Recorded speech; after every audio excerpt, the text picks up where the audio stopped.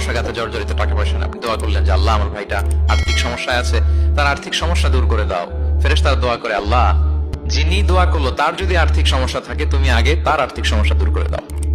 সুবহানাল্লাহ, সুবহানাল্লাহ বিহামদিহি। তো এক লোক এই হাদিসের ফজিলত শুনে ইফতারির পূর্ব মুহূর্তে যেহেতু দোয়া কবুল হয়, তার ওয়াইফ ইফতারি তৈরি করতেছে, এই হাদিসের ফজিলত শুনে এক লোক তার বন্ধুর জন্য দোয়া করতেছে যে আল্লাহ আমার বন্ধুটার তো এখনো বিয়ে হয় নাই, তুমি সুন্দরী রূপবতী একটা স্ত্রীর ব্যবস্থা করে দাও আল্লাহ আমার বন্ধুর। এই দোয়া শুনে তার স্ত্রী তো রেগে মেগে আগুন, সে ইফতারি রেখে দিয়ে এসে বলে, এই এত বড় সাহস, কি দোয়া করো এসব উল্টা পাল্টা।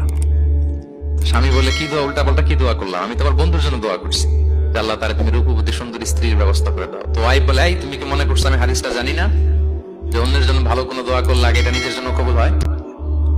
সুবহানাল্লাহ। দেখেন ইসলামের বিধান কত সুন্দর, আপনি অন্যের কল্যাণ কামনা করলে এই কল্যাণ ফিরে আপনার দিকে আসে আগে।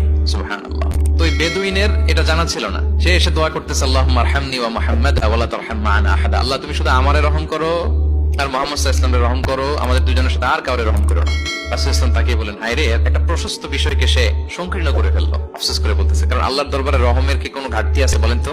আল্লাহর দরবারে রহমতের কোনো কমতি আছে? নাই। সাথে সবাইকে ইনক্লুড করতে পারতো। আচ্ছা গেল, দোয়া শেষে এবার সে মসজিদে নবীর মাঝখানে বসে পেশাব করা আরম্ভ করছে। এবার তো সাহাবারা রেগে মেগে আগুন, কি এত বড় সাহস, মসজিদে নবীর মাঝখানে পেশাব, সবাই উদ্ধত হচ্ছে তাকে মারতে যাবে। রাসূল ইসলাম সবাইকে সামলালেন, থামালেন, বললেন রাখো রাখো রাখো, ছাড়ো, তাকে সারতে দাও, কারণ কেউ যখন ওয়াশরুম সারে মাঝখানে তাকে ডিস্টার্ব করা যায় না, এটা তার ক্ষতি হবে। রাখো, লেট হিম পাস ইউরিন, তাকে কাজ সারতে দাও।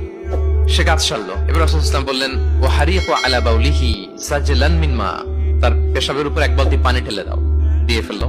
এবার রাসূল ইসলাম বললেন, ইন্নামা বুইসতুম মুয়াসসিরিন ওয়া লাম তুবআসু মুআসসিরিন, হে সাহাবারা মনে রাখো তোমরা সহজপন্থী হিসেবে প্রেরিত হয়েছে, তোমরা কট্টরপন্থী হয়ে পৃথিবীতে প্রেরিত হও নাই। সুবহানাল্লাহ।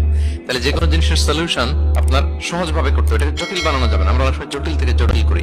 তখন এই বেদুইনকে রাসূল ইসলাম ডেকে বললেন, আচ্ছা তুমি যে কাজটা করলে, মসজিদে নবীর মাঝখানে পেশাব করলে, এটা কি ঠিক হলো? তুমি কি জানো এটা আল্লাহর ঘর, এটা আমাদের মদিনার কমিউনিটির ইবাদতগাহ, এখানে আমরা আল্লাহর ইবাদত করি, আল্লাহর জিকির করি, আল্লাহর কিতাব তেলাওয়াত করি, এটা কি তোমার ঠিক হলো? এইভাবে যখন আদর দিয়ে পরম মমতায় তাকে বুঝিয়ে বলা হলো, সে লজ্জিত হয়ে মাথা নিচু করে ফেললো। সুবহানাল্লাহ।